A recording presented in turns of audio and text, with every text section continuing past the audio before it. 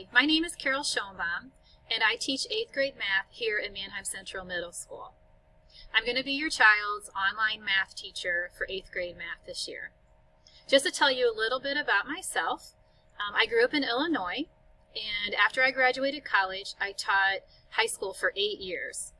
After that, I got married and we moved around the country several different times, and about 18 years ago we landed here in Pennsylvania.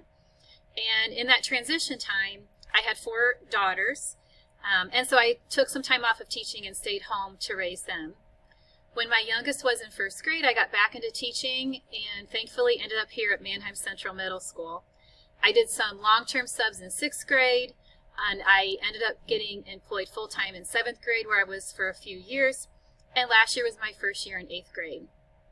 I'm looking forward to working with you in this online environment, and I'm willing to do whatever it takes to help make your experience a great one. Please feel free to reach out to me and contact me at any time, and I look forward to a great online experience. Thanks.